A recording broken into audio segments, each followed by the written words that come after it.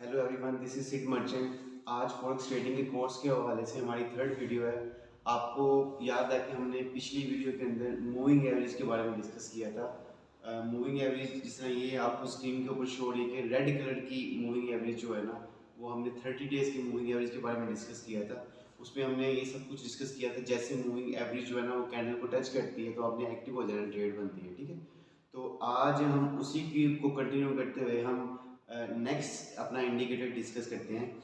Next indicator भी जो है ना वो मूविंग एवरेज ही है, लेकिन उसका टाइम पीरियड जो है हम 30 की बजाय ना 50 रखेंगे। ठीक है, तो यहाँ से इंसर्ट पे क्लिक करते हैं, इंडिकेटर पे क्लिक करते हैं, यहाँ पे ट्रेंड पे क्लिक करते हैं और ये देखिए यहाँ पे जो है ना वो मूविंग एवरेज जो है ना वो हमारा इंडिकेटर जो है ना यहाँ पे शो हो रहा है।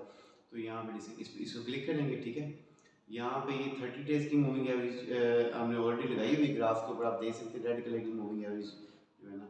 तो यहाँ से हम टाइम पीरियड इसका ना 50 कर देंगे। ठीक है, और यहाँ से हम कलर इसका लेट्स सपोज येलो कर देते हैं। तो ये इसको हम ओके कर देंगे। ठीक है, ओके करेंगे तो ये आप देख सकते हैं कि स्क्रीन के ऊपर जो है ना ये हमारी 50 डेज़ की मूविंग एवरेज जो है ना वो भी अपीयर होगी। ठीक है, अब 50 डेज़ की मूविंग एवरेज के मुताबिक किस तरीके से काम करना है ये मैं आपको एक्सप्लेन करता हूँ। ठीक है, इसका फंक्शन एग्जैक्टली सेम है जिस तरह 30 डेज़ की मूविंग एवरेज का फंक्शन था जो हमने रेड पहले किया है। सिर्फ फ़र्क यह है कि 50 डेज़ की मूविंग एवरेज में जो लास्ट 50 डेज़ है ना उसकी मूविंग एवरेज हमने काउंट की थी। ठीक है, और यहाँ जो जो 50 डेज़ की मूविंग एवरेज है इसमें हम लास्ट 50 डेज़ की मूविंग एवरेज प्राइस को काउंट करेंगे, और जो 30 डेज़ की थी उसमें हमने 30 दिन की मूविंग एवरेज को के मुताबिक किया था। और उसमें आपको पता है कि हमने यही किया था कि जैसे ही कैंडल जो है ना वो टच करेंगी मूविंग एवरेज को, आपने एक्टिव हो जाना, ट्रेड बनती है। ठीक है, सेम उस तरह जो है ना आपने 50 डेज़ को भी अप्लाई करना है। ठीक है, सिर्फ फ़र्क ये होगा कि 50 डेज़ की एक्यूरेसी थोड़ी सी ज़्यादा होगी 30 डेज़ से। ठीक है, फंक्शन एग्जैक्ट सेम है। अब लेट्स सपोज जैसे ही ये आपको मैं स्क्रीन के ऊपर एक्सप्लेन करता हूँ। यहाँ से जैसे ही करंट ने टच किया 30 डेज़ की मूविंग एवरेज को, रेड लाइन को, तो आपने एक्टिव हो जाना, ट्रेड बनती है।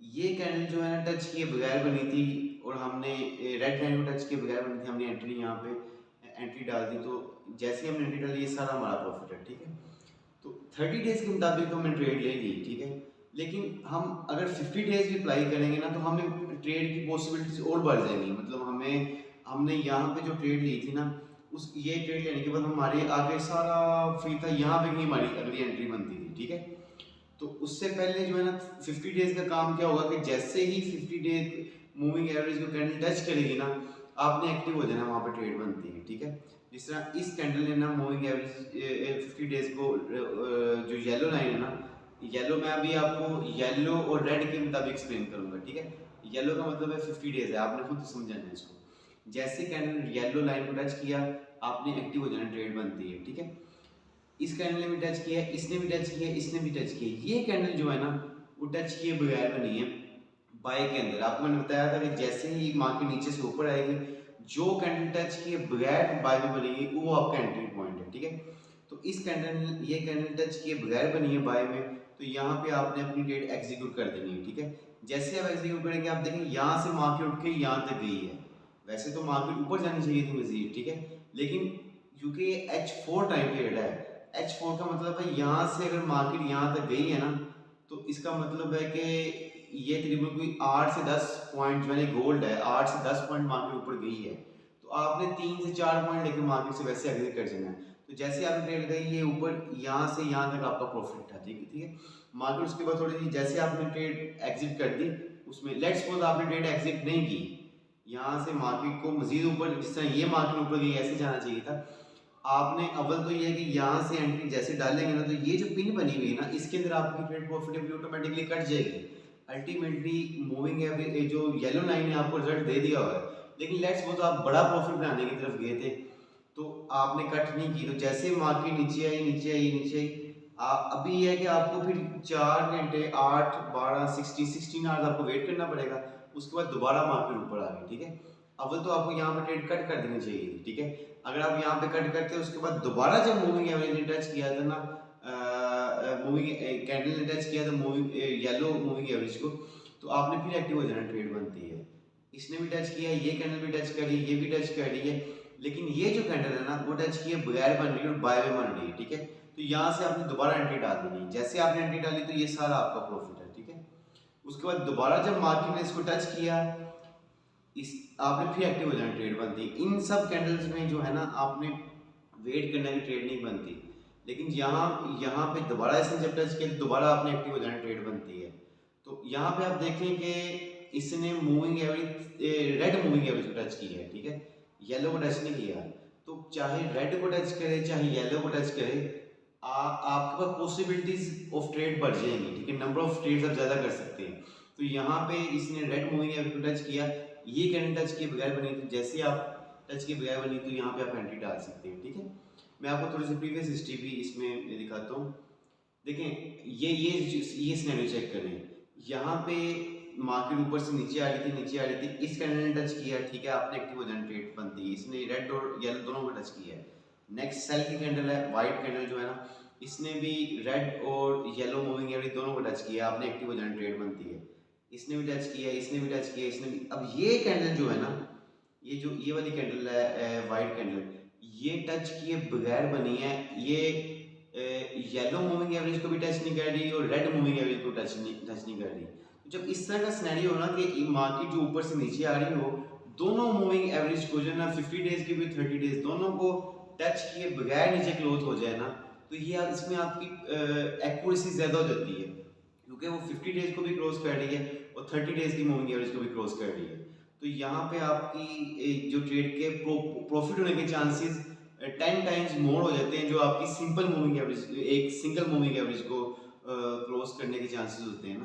तो यहाँ से आप जैसे मूविंग एवरेज टच, ये जो कैंडल टच किए बगैर बनी ना, तो यहाँ से आपने सेल के अंदर एंटर हो जाना है। जैसे आप सेल में हो तो आप देखें कितना बड़ा प्रॉफिट बना है। इस तरह की एक ट्रेड जो है ना आपको पूरे साल में मिल गई ना, तो आपका मतलब पूरे एक साल के अंदर ये एक एंट्री जो है ना H4 है, एक एंट्री जो है ना आपको गोल्ड में या किसी भी करेंसी के पेयर में मिल गई तो आपको पूरे साल का टारगेट हुआ सकता है, ठीक है। तो क्योंकि H4 का मतलब है एक कैंडल के अंदर 8 से 10 पॉइंट की मूवमेंट हुई गोल्ड की, ठीक है।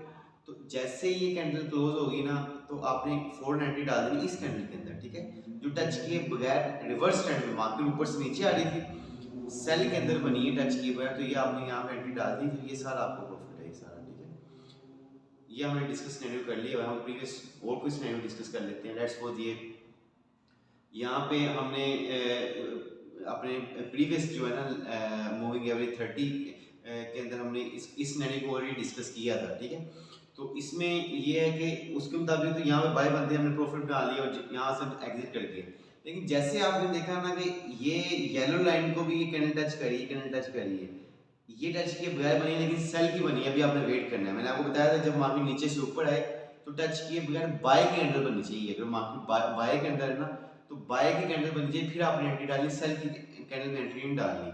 तो आपने इस कैंडल, ये कैंडल टच किए बगैर बनी लेकिन सेल की है। ये कैंडल जो है ना ये भी डोजी कैंडल है, लेकिन इसका भी हम वेट करेंगे, ना बाय की ना सेल की, फिर हम वेट करेंगे। ये कैंडल जो है ना ये भी सेल की, हम वेट करेंगे। अब ये जो कैंडल है ना ये टच किए बगैर बनी है, येलो लाइन को टच नहीं कर रही और बाय में बनी है, ये आपका एंट्री पॉइंट है, ठीक है। सबसे इंपॉर्टेंट चीज मूविंग एवरेज में गाइस एंट्री पॉइंट होता है, ठीक है। अगर एंट्री आपने सही टाइम पे डाल दी तो इसका मतलब है आपको लॉस नहीं देखना पड़ेगा, आपकी ट्रेड हो सकता है फौरन प्रॉफिट में आ जाए। अगर आप एंट्री में कोई 10 सेकंड भी लेट हो गए ना, तो इसका मतलब है आपको थोड़ा बहुत लॉस देखना पड़ेगा, हो सकता है आपकी ट्रेड ही स्टॉप लॉस हिट हो जाए, ठीक है। तो आपने एंट्री ऑन जैसे ही कैंडल स्टार्ट होगी ना, नहीं आपने 4 एंट्री डाल देनी, तो जैसे आपने एंट्री यहाँ से डाली तो ये सारा आपको प्रॉफिट है, ठीक है। ऊपर आप किसी जगह भी ट्रेड कट कर सकते हैं, ठीक है। तो बेहतर तो ये है कि आप पहली कैंडल जैसे आपको प्रॉफिट मिले, आपका ट्रेड में टारगेट होना चाहिए कि 50, 100, 200, $250 जितना भी आपका टारगेट है ना, आप वो टारगेट अचीव करो, आराम से ईजी हो जाए। नेक्स्ट टाइम वेट करें कि दोबारा कब कैंडल जो है ना वो यहाँ पे टच करती है, ठीक है। तो ये सिनेरियो हमने डिस्कस कर लिया। लेट्स सपोज हम एक दो सिनेरियो और डिस्कस कर लेते हैं। यहाँ पे देखिए मार्केट नीचे से ऊपर आ रही है, ठीक है, इसने टच किया रेड को, आपने एक्टिव हो जाना, ट्रेड बनती है। इसने भी टच किया, इसने भी टच किया, इसने भी टच किया। अब ये जो वाइट कैंडल है ना ये टच किए बगैर बन रही है, लेकिन टच किए बगैर बन रही है, लेकिन ये कैंडल जो है ना वो बन रही है सेल में। तो आपने यहाँ पे एंट्री नहीं लगानी। मैं बार बार आपको कह रहा हूँ कि अगर मार्केट नीचे से ऊपर आ रही है ना, आपने बाय की कैंडल का वेट करना है तो टच किए बगैर करना है। आपने ये ना हो कि ये जो कैंडल है नो इसके मुताबिक रिजल्ट आया, लेकिन आपने इसकी क्लोजिंग पे ट्रेड नहीं लगानी, आपने 4 घंटे मजीद वेट करना है। जैसे ये कैंडल जो है ना वो ये देखिए बाय की कैंडल बनी है, आपने इस कैंडल की क्लोजिंग में आपने बाय लगा देनी है। जैसे बाय लगाएंगे फौरन आपको नेक्स्ट कैंडल के अंदर प्रॉफिट मिल गया, ठीक है। तो ये सारा आपका ऊपर प्रॉफिट है।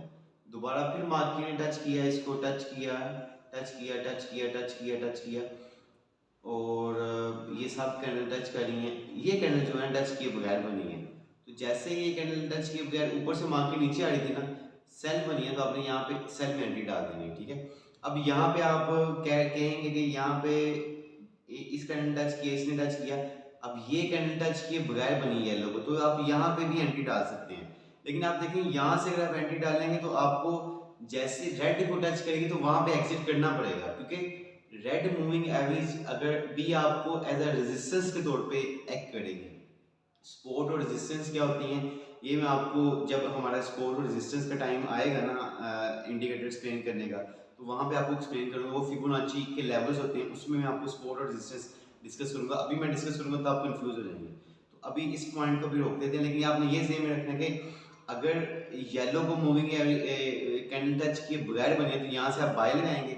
आपने जैसे ही कैंडल जो है ना वो रेड को टच करेगी उससे पहले एग्जिट कर जाना मार्केट से, क्योंकि रेड मूविंग एवरेज जो है ना एज अ रेजिस्टेंस के तौर पे भी एक्ट करेगी, ठीक है। तो यहाँ से आप एग्जिट करके आपने दोबारा वेट करना है कि जब दोबारा मूविंग एवरेज को कैंडल टच करें। तो इस कैंडल पे ना ये जो वाइट वाले कैंडल यहाँ पे मार्केट ने दोबारा टच किया है तो अपनी एक्टिव हो जाना ट्रेड बनती है। इसने भी टच किया, इसने भी टच किया, लेकिन ये जो कैंडल जो है ना ये सेल की टच किए बगैर नहीं, तो ये आपका एंट्री पॉइंट और इस साल आपका प्रॉफिट है, ठीक है। अब हम H1 के अंदर भी देख लेते हैं। ये देखिए जी, अब करंट सिनेरियो में देख लेते हैं। कोई जिस तरह कोई 6-7 घंटे पहले यहाँ पे इसने टच किया था, ये कैंडल ने टच किया, यहाँ से देखिए ये सारी कैंडल टच करी टच करी टच करी टच करी। अब ये वाली जो कैंडल है ना ये वाली ये टच किए बगैर बनी है। ये हैमर बेसिकली किस कैंडल को कहते हैं। तो ये कैंडल जो है ना ये बताऊंगा मैं हैमर क्या चीज़ है। तो ये कैंडल जो है ना टच किए बगैर बनी है। तो जैसे ये कैंडल टच किए बगैर क्लोज हो जाएगी ना आपने एंट्री डाल देंगे तो इस सारा ऊपर आपका प्रॉफिट है, ठीक है। H1 के अंदर इसी तरह सेम सिनेरियो के अंदर हम किसी हम ये तो गोल्ड हम किसी और ग्राफ को भी चेक कर लेते हैं, ठीक है। ये चीज़ें आप ये ना कि किसी और के ऊपर अप्लाई होती हैं कि नहीं। ऐसा हम पाउंड का ग्राफ ओपन कर लेते हैं, ठीक है। तो पाउंड के अंदर ये देखें जी हम सिनेरियो डिस्कस कर लेते हैं जहाँ से मार्केट ऊपर आई थी। तो ये देखें यहाँ पे जो है ना एक कैंडल ने टच किया, इसने भी टच किया। अब ये कैंडल टच किए बगैर बनी है लेकिन सेल की बनी है, आपने ट्रेड नहीं लगानी। ये भी सेल की बनी है, आपने ट्रेड नहीं लगानी। ये भी टच कर रही है, ये भी टच कर रही है, ये भी टच कर रही है, सारी कैंडल। अब ये कैंडल जो है ना टच किए बगैर बनी है लेकिन ये भी सेल की बनी है, क्योंकि मार्केट नीचे से ऊपर आ रही है तो हमने बाय की कैंडल का वेट करना है जो टच किए बगैर बने। तो ये कैंडल जो है ना वो सेल की बनी है, यहाँ पे अपनी ट्रेड नहीं लगानी। ये कैंडल ही आपका एंट्री पॉइंट है। जैसे ये कैंडल बाय में क्लोज होगी ना और टच किए बगैर क्लोज होगी, आपने यहाँ पे बाय लगा देनी। मैंने आपको बताया था कि अगर कैंडल जो है ना वो दोनों मूविंग एवरेज 30 डेज के भी और 50 डेज के भी इन दोनों को टच के बगैर क्लोज हो जाए ना तो ये आपकी ट्रेड के प्रॉफिटेबल होने के चांसेस बढ़ जाते हैं, ठीक है। तो यहाँ से ये है कि ये आपका एंट्री पॉइंट है, इस सारा आपका प्रॉफिट था ऊपर, ठीक है। उसके बाद दोबारा मार्केट टच किया, ठीक है। ये भी टच कर रही है, ये येलो को टच कर रही है, ये सारी कैंडल टच कर रही है। ये कैंडल जो है ना ये टच किए बगैर बनी है और सेल की बनी है, ठीक है। तो ये आपका एंट्री पॉइंट है। टच किए बगैर दोनों को टच किए बगैर बनी और सेल की बनी, तो ये आपका एंट्री पॉइंट है सेल में। तो ये सारा आपका नीचे प्रॉफिट है, ठीक है। ये सारा उसको दोबारा मार्केट ने टच किया तो आपको मैंने एक्सप्लेन कर दिया पॉइंट। तो मूविंग एवरेज जो है ना वो 50 डेज की, वो भी आज हमने इसको डिस्कस कर लिया हुआ है। तो आई होप कोई क्वेश्चन वगैरह हो तो आप कमेंट्स वगैरह में डिस्कस कर सकते हैं। आप इसको वीडियो के नीचे कमेंट्स में आप अपना कोई भी क्वेश्चन है आप मुझे बता सकते हैं, मैं कोशिश करूँगा सबका रिप्लाई करने की। तो आज के लिए इतना काफ़ी है। Thank you for watching. अल्लाह हाफिज़।